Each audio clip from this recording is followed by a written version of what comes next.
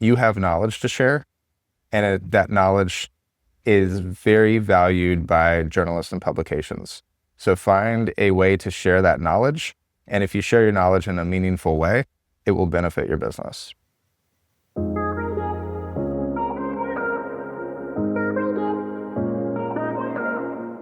I'm Brett Farmiloe, and this is SEO in 2026 Additional Insights. Brett, what's your number one SEO tip for 2026? Use journalist request platforms to share your expertise and land media placements. Ultimately, there's a lot of different journalist request platforms out there, and everyone's got knowledge or expertise to share. And journalists and publications find value in that expertise, so share it. So if an SEO is listening to this and they haven't heard of or actually used a journalist request platform, what is one and what does it do? Journalists need sources for stories, and they will oftentimes, when they don't have the Rolodex to satisfy a particular story, they'll turn to a journalist request platform with a particular request. So say they need to get connected with the very specific source on deadline, they'll put that request out on a platform, and then sources can analyze those requests and reply to the ones that make the most sense. And journalists can then connect with the source. They can interview them. They could take a quote directly. They could put it in their story. And oftentimes there's attribution back to the source, which is beneficial for both the journalist because they can push their story across deadline. And then the source ultimately gets cited.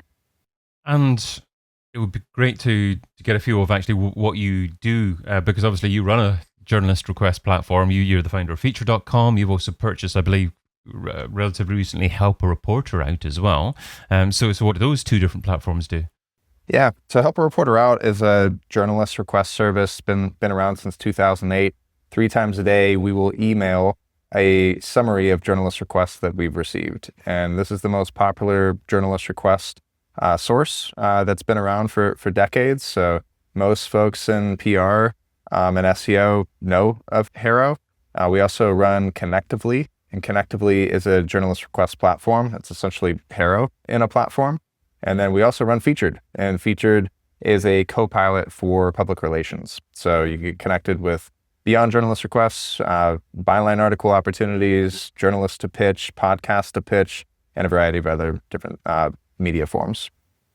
You talk about different media forms there as well, podcast to pitch as well. So it's not just traditional press we're talking about here. Yeah, it's everything from speaking opportunities to award submissions to anything that really falls under the PR or SEO umbrella. Okay, so how would an SEO use this that's perhaps looking for content on a particular subject on their own website? Is that a good use case for it? Absolutely. So the most popular customer or user that we see is typically an SEO agency or an in-house marketing team looking to do SEO themselves. And so if you, for example, go to connectively.us, you're going to see hundreds of different open opportunities. And if you're on one of our paid subscriptions, then you could filter by domain authority and whether or not there is a do follow or no follow link associated with that opportunity. And so you could essentially say, what's my highest value do follow opportunities, and find the opportunities that make the most sense for you or your clients. And so you're basically just identifying the opportunity and then responding in 4 to 8 sentences and trying to be very helpful to the other person on the opposite end. Is there a challenge with AI in these platforms? Because obviously AI can produce content quickly and easily. Is there a challenge with AI replacing people or creating almost fake authorities in a particular subject? Or by and large, are we talking about real people that are featured here? Yeah, it's a great question. The reason why Haro ended up in our ownership in the first place was a decline of quality and trust, I would say, within the system. And a lot of that was targeted through the adoption of artificial intelligence. And so when we acquired Haro and brought it back, that was at the core of our mission, is how do we maintain and restore the quality and trust behind it so that these connections between journalists and sources is authentic. In regards to AI, a variety of different things that we've done. One of them is AI detection on every single pitch. So we'll run a quality score on every pitch that goes through our platform, whether that's Haro, whether that's Connectively, and we'll allow journalists to see those scores. And so if it's 100% AI generated, journalists will see that. They've got a one-click filter if it is 100% AI generated to just opt out of those pitches entirely. That's one way that we help make the connection authentic. And then in regards to identity and things like that, there's a long list of stuff that we've done to make sure that these are authentic, real people responding to real, authentic, pitches from journalists on both sides. And I think you mentioned you had a paid tier where you can easily filter different opportunities as well, and you also can obtain emails, get emails sent out to you to actually summarize the latest opportunities that are available. Is the best way to take advantage of platforms like this, to be on lists like this and jump in immediately once you've actually received the opportunity and ensure that you're one of the first people to actually pitch to submit some content? I think the best practices for using journalist request platforms actually follow the HARO acronym. So I'll introduce something cheesy, but I think that it works. So HARO, be helpful, be authentic, be relevant, and be on time. Being helpful is essentially showing that you've got something of value to offer the journalist. They're trying to write a story. If you could be helpful to write that story, that's a win. Being authentic is just don't use 100% AI generation to respond to these journalists.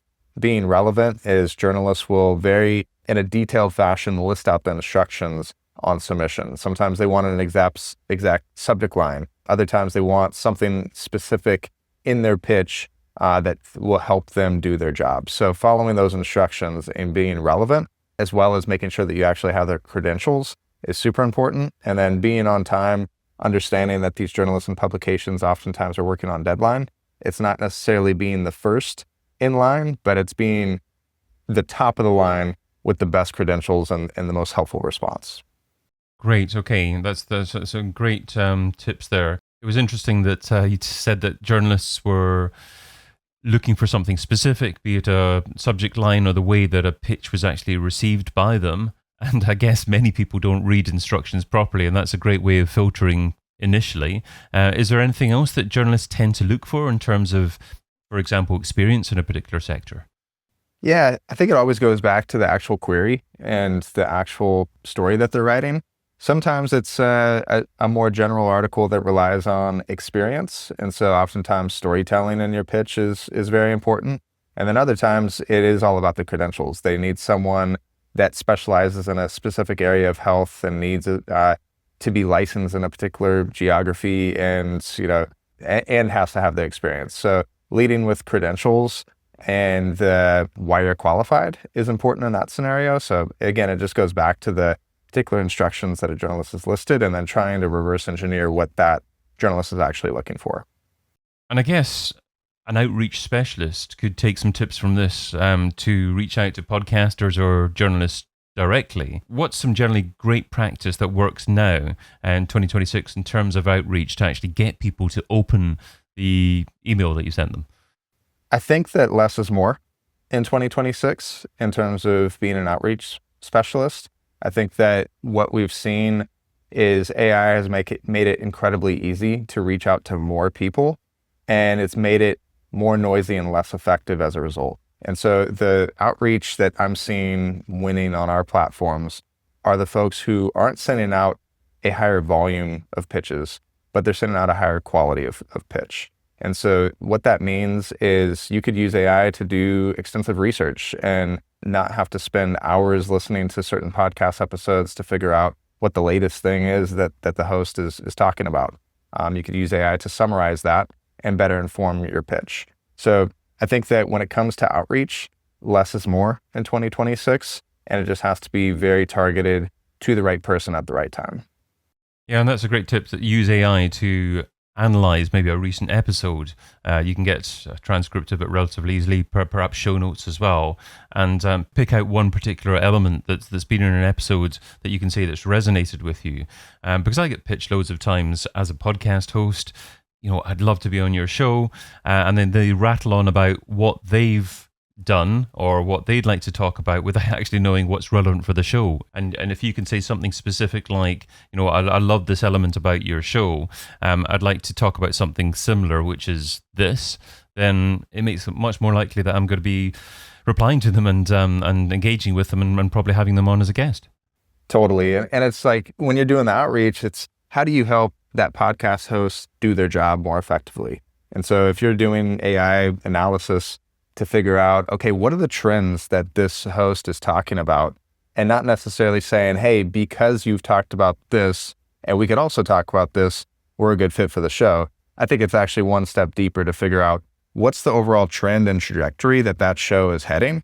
And then how do you fit into this gap of coverage that hasn't been covered yet, that's still in connection with that line of what the topic is. So that's where I think it gets really interesting, is the forecasting of outreach. And that applies to podcasts. It applies to journalists. You could see a journalist covering a specific beat and then trying to fill in the gaps of what is the next story that person's writing, so they have a complete narrative. You also mentioned that on the Premier version of your platform, you can filter by elements like domain authority. And I guess that's one way to measure how successful what you're doing has been or is likely to be on something like SEO. What are some other metrics that you would encourage people to look at in terms of measuring whether or not what they're doing with you has been a success?